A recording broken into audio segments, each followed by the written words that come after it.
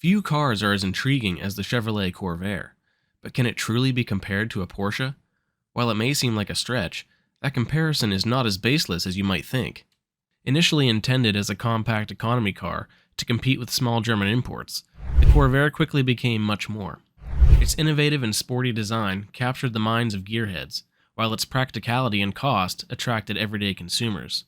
Though there were many bumps in the road, it's a shame that the Corvair's life was so short-lived.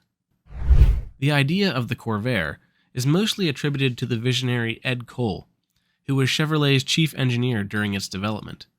Cole had extensive experience in the engineering of powertrains for the military, and had assisted in designing light tanks and other combat vehicles for Cadillac during World War II. His vision for the Corvair's power unit was also influenced by the significant amount of time he spent piloting a Beechcraft Bonanza aircraft, which was powered by a Continental engine with an air-cooled flat-six design.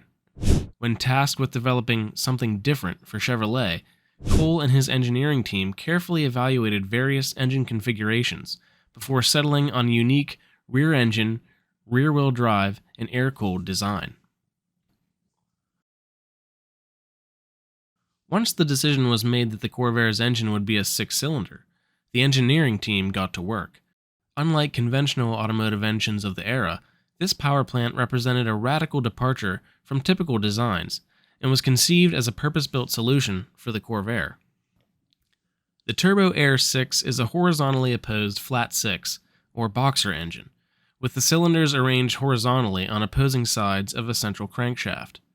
This design offered critical advantages for a rear-engine car: a low profile, compact dimensions, and inherent primary balance that minimized vibration.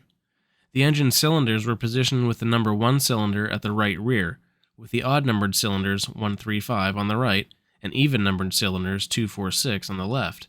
The cylinders followed a firing order of 1, 4, 5, 2, 3, 6.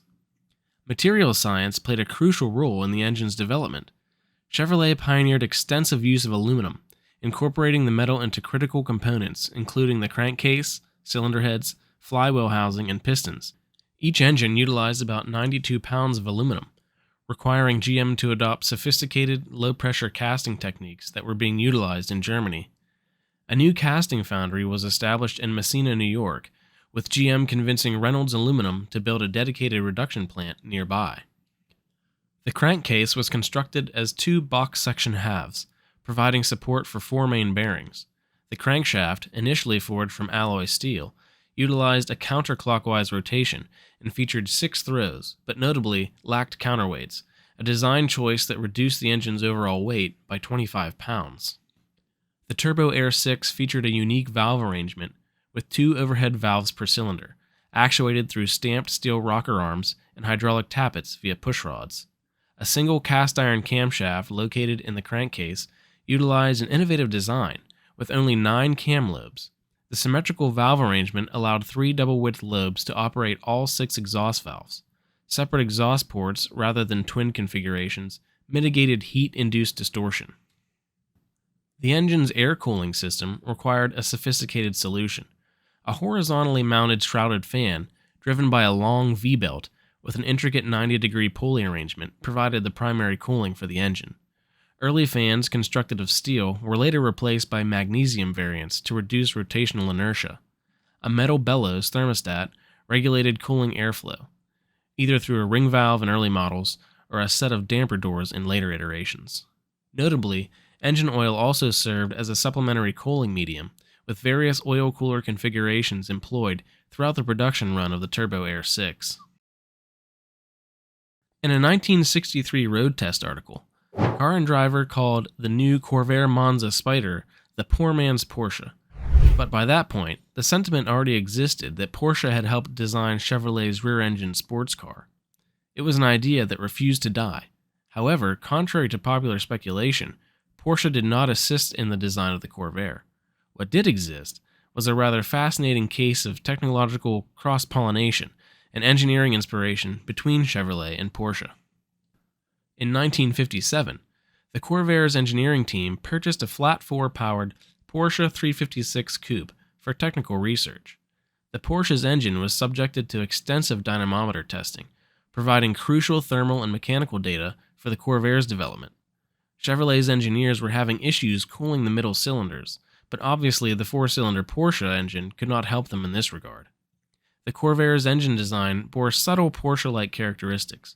Its pushrod valve gear, camshaft configuration, and dual carburetor arrangement were no doubt Porsche influences.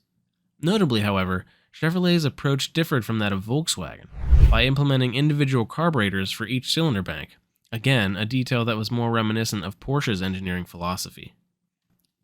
In another interesting twist, the Turbo Air 6 was developed and ready for testing before the rest of the Corvair, so Chevy decided to install the engine into the same 1957 Porsche 356 that they had purchased for technical research. Ironically, it was Chevrolet who actually created the first flat six-powered Porsche. The Corvair engine reportedly fit into the Porsche very well. Ed Cole tested the engine extensively, driving it for many miles at the General Motors Testing Center and even in Pikes Peak, Colorado. His excitement was palpable, as he was quoted as saying, "She ran beautifully. I knew that we had a winner." It's obvious that while no direct communication between Chevrolet and Porsche was ever recorded, there was a rather healthy dose of indirect technological exchange. It's also important to note that the relationship was not unidirectional. Ferry Porsche demonstrated significant interest in the Corvair, personally acquiring one of the first production models for research. While the statement may anger some, you can't overlook the fact that Porsche's early 911 prototype engine, the Type 745, used a four-bearing crankshaft design no doubt influenced by the Corvair. While Porsche ultimately opted for a 7-main bearing configuration, the fact remains that Porsche personnel utilized the Corvair for engineering assessments, further illustrating the mutual technological curiosity between the two firms. In fact, the Corvair was so influential across the pond that the German publication Auto Motor und Sport recognized the Corvair's innovative design, describing it as Europe's lost opportunity. The Corvair was introduced to American dealer lots on October 2, 1959, and originally included just two models, the 500 sedan and 700 Deluxe sedan. By January of 1960, coupe versions of the 500 and 700 were offered, and by April, the Monza two-door coupe was included in the lineup. A 95 horsepower Super Turbo Air engine was also offered in early 1960, which provided 15 more horses than the standard 80 horsepower configuration.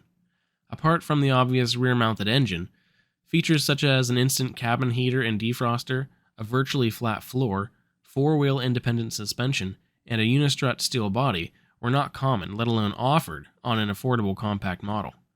The sporty Monza trim added features like bucket seats with chrome trim, stainless steel rocker moldings, special wheel covers, rear ashtrays, and even a glove box light.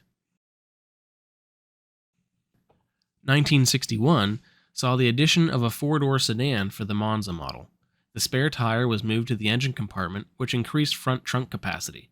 The 95 horsepower Super Turbo Air engine was now available on all models, as well as a 4-speed manual transmission, and the fuel tank capacity grew from 11 gallons to 14. But it was the sporty Monza two-door Club Coupe that stole the show in 1961, with Chevrolet shifting over 109,000 units. The next highest seller was the 700 Deluxe sedan, of which Chevrolet managed to sell nearly 52,000 units. The success of the sporty Monza set the stage for the golden age of the turbocharged models, the first of which, the Monza Spider, was introduced in 1962. Engine output increased across the board that year, with a naturally aspirated version of the Super Turbo Air 6 eclipsing 100 horsepower. However, it was the turbocharged flat 6 that put the Corvair on the map for gearheads. It utilized a Thomson valve division turbo, capable of spinning up to 70,000 RPM, with boost controlled through an innovative exhaust back pressure system. The engine generated 150 horsepower and 210 pound-feet of torque, a 47% horsepower increase over the base naturally aspirated model. The Corvair was just the second production car ever to utilize turbocharging. It was preceded by the Oldsmobile Jetfire that also debuted a turbocharged engine in 1962. 1963 saw minimal mechanical changes to the Corvair, but 1964 saw an update to what many believe is what ultimately killed the Corvair, its unique rear swing axle suspension. The Corvair's suspension is without a doubt the elephant in the room, but it's not as complicated or dangerous as you might think. The swing axle design was very common amongst German cars of the day, and was chosen for the Corvair because of its rear engine and unipack transaxle design. In a swing axle setup, the rear wheels move in an arc shape around their attachment points at the differential. When the suspension is under load, the wheel will move into a negative camber position, with the wheel leaning into the wheel well. When the wheel is unloaded, the opposite positive camber happens, and the tire leans away from the wheel well. This all meant that the car tended to oversteer, and in the hands of an unexperienced driver, it's no doubt that many pairs of underwear needed to be changed over the years. General Motors, aware of the oversteering tendency, specified different tire pressures for the front and rear, but Americans were not used to this type of car maintenance, and it's very likely that most owners paid no attention to this specification. Without a doubt, this cambering effect did look very odd in practice, and the suspension became the sorry subject of Ralph Nader's famous 1965 publication, Unsafe at Any Speed, which severely injured public perception of the Corvair's safety. Despite the fact that Nader's claims about the Corvair's suspension have since been debunked, the stigma of the car being unsafe still persists, and unfairly so. Ironically, by the time Nader's book was published, the suspension had been completely revamped, and the bulk of his criticism was no longer applicable to the cars available on dealer lots. A camber compensator was added to the existing design for 1964, which reduced the amount of negative camber and improved the handling dramatically. But the 1965 redesign took things even a step further, with the Corvair receiving a similar treatment to the Corvette Stingray, which featured universal joints at both the differential and the wheels. The Corvair design continued to use coil springs at each wheel, and also included lower links, which further increased stability. The result was a suspension that still produced negative camber under load, further improved overall handling, and perhaps most importantly, looked better. With the suspension sorted and a completely redesigned body, the 1965 second-generation Corvair had everything going for it. The new top-of-the-line and sporty Corsa trim had power to go with the looks. Buyers had the choice of the turbocharged engine, which now produced 180 horsepower, or a new naturally aspirated 140 horsepower variant that featured 4 Rochester downdraft carburetors, larger valves, a hotter camshaft, and a dual exhaust. A 3-speed manual transmission was standard with the Corsa trim, but buyers could opt for a 4. There were no automatic transmissions offered with the sporty Corsa. Also featured was updated instrumentation that included a special speedometer, electric clock with a sweeping second hand, manifold pressure and cylinder head temperature gauges, and a tachometer. The fun continued through 1966, but for the 1967 model year, the Corsa trims and the turbo engine were both discontinued, as Chevrolet was pushing its new entry into the sports car realm, the Camaro. 1968 and 69 saw an even further downscaling of the Corvair, and the eventual discontinuation of the car. Mechanical changes had all but stopped since 1967, and at this point only subtle style changes were being made. Due to the lack of public trust, thanks to Ralph Nader, and the release of the Ford Mustang which ushered in the muscle car era, sales of the Corvair were declining. Some speculate that GM wanted to stop production of the Corvair in 1967 in concurrence with the release of the Camaro, but kept production up for a few more years, so it did not look like they had bowed down to the pressure of Nader and his consumer advocate claims. However, the reality was that GM had fully bought into the V8 muscle car market, and with the release of the Chevy 2, they didn't have a need for a quirky rear-engine compact car. This harkened the end of the Corvair, which was a shame. I would be remiss if I didn't mention the somewhat forgotten story of the Corvair's journey through the Darien Gap, one of the most inhospitable tropical jungles on Earth, in Central America. In 1960, a team of a dozen Chevrolet employees driving 3 Corvairs, 2 suburban trucks, and a fuel vehicle left Chicago, Illinois, with the goal of filming 2 promotional videos that would show Americans how adept the Corvair was, even in the harshest of conditions. A pair of journalists and a complete film crew accompanied the expedition. The Corvair was such a success on debut that GM was willing to fund this absolutely bonkers marketing charade in an attempt to make sure that every American family owned a Corvair. The caravan slugged on for many miles through the United States and south of the border all the way to Central America. The Corvairs were mostly stock, save for skid plates protecting the fuel tanks and front and rear tow hooks. Everything else was exactly as you'd find the car on the dealer lot, or so the story goes. They departed from Panama City in January 1961 and crossed the Darien Gap, completing a journey which in total took almost 5 months. The Darien crossing was brutal, with no roads, no bridges, dangerous insects, diseases, and the like. Ultimately, the grueling conditions were conquered. Well, sort of. Just 2 of the 6 vehicles would survive the ordeal, and those were 2 of the 3 Corvairs. The third Corvair apparently had to be abandoned only a few short miles from the end of the crossing, reportedly because the expedition team had accidentally miscalculated the amount of fuel needed for the journey. Supposedly it can still be found in the Darien jungle today, rotting away. And quite frankly, the whole story and the 2 films are great entertainment, if nothing more, and are well worth the time watching. I wish manufacturers would do this sort of thing today, although I'm not sure they'd want us to see the results. Regardless, this sort of off-the-wall marketing stunt somehow perfectly suited the Corvair, which was an unusual and remarkable little car. So there you have it, an extremely brief synopsis of one of America's most interesting and underappreciated vehicles. The Corvair's lifespan was much too short, and the daring, bold, and innovative spirit that created it is sadly long gone. A pity. If you liked the video, please don't forget to like and subscribe. Thanks for watching.